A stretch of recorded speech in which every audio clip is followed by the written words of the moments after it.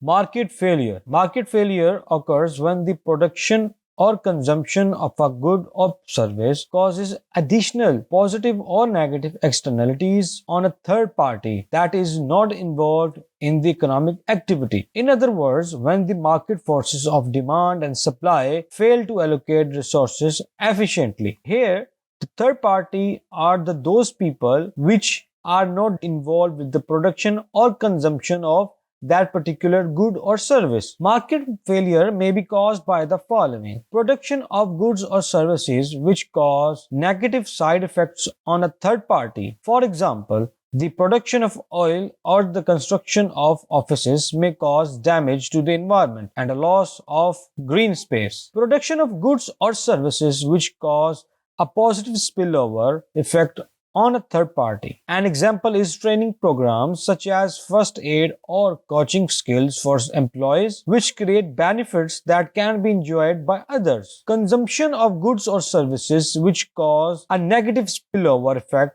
or externalities on a third party. Such products include cigarettes, alcohol, recreational drugs, or even junk food. The existence of a firm in a monopoly market that charges prices which are too high and exploits customers. Private cost and social cost. The private cost of production are the actual cost of a firm, individual, or government. For example, the driver of a car pays for the insurance, road tax, petrol, and cost of purchasing the car. The external costs are the negative side effects of production or consumption incurred by third parties for which no compensation is paid. For example, a car driver does not pay for the cost of the air pollution created when driving the car. This is an example of market failure because the private cost of driving do not represent the true cost of driving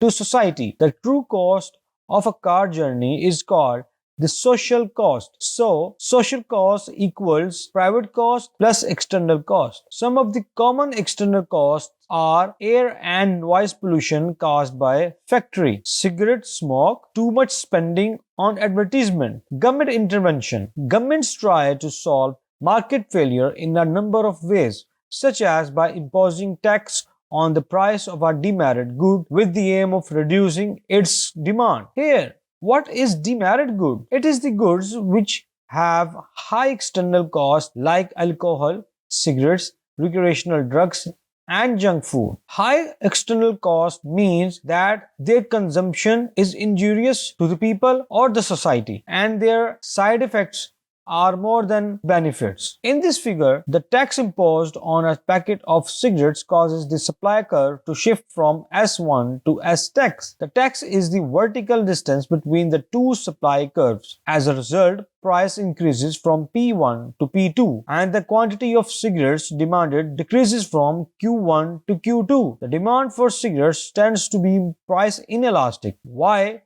Because people are addicted to smoking and do not cut their consumption significantly even after high taxes on cigarettes. So the percentage change in quantity demanded is less than the percentage change in price. Governments can also impose rules and regulations in an attempt to solve market failure. For example, imposing a minimum age that a person must be before they are legally allowed to purchase cigarettes or alcohol may reduce the consumption of such demerit goods. Advantages of imposing regulations on market failure. The advantages of imposing rules and regulations to correct market failure are as follows. Consumption of the goods or services may be reduced. Awareness of the negative impact of demerit goods may change the behavior of people in the long run. Disadvantages of imposing regulations. The disadvantages of imposing rules and regulations to correct market failure are as follows. Restrictions cause underground or illegal markets to develop where the goods or services can be purchased, often at a very high price. People break the rules to consume demerit goods. For example, underage smokers and drinkers of alcohol can bypass the law by obtaining fake identification cards. The fine or punishment for ignoring the ban must be enforced and set sufficiently high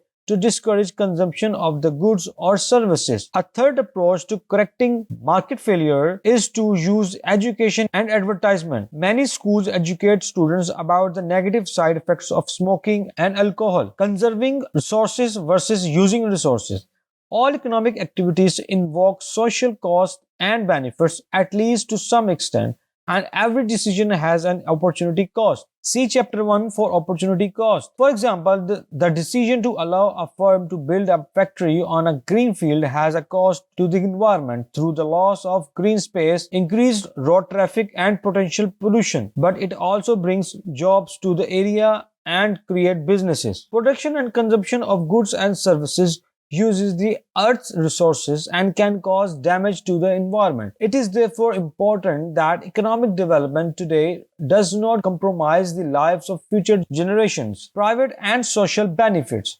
Private benefits are the benefits of production and consumption incurred by the firm, individual, or government. For example, a car owner gains the benefit of driving the car and owning a means of private transport. Similarly, a person who owns a garden enjoys the personal benefit of having green space, plants, flowers, and possibly vegetables to enjoy. External benefits are the positive side effects of production or consumption incurred by third parties for which no money is paid by the beneficiary. For example, the sight and smell of a well-kept garden gives pleasure to a neighbor or a person walking past. The plants and trees also absorb carbon dioxide and therefore are good for the environment. Other examples of external benefits are education, training, healthcare facilities, and law enforcement. Social benefits equals private benefits plus external benefits. Government often subsidize goods and services to encourage consumption. For example, public transport might be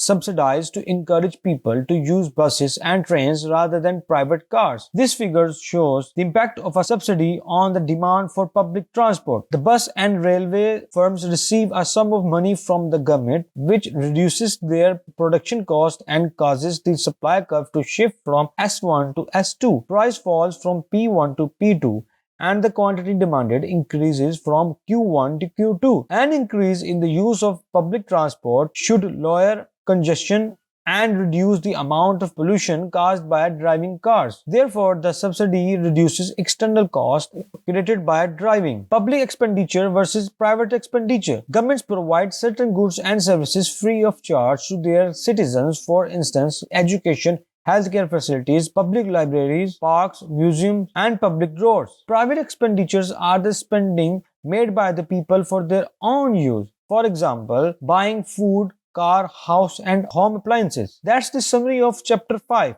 If you need more help, contact me. Bye bye.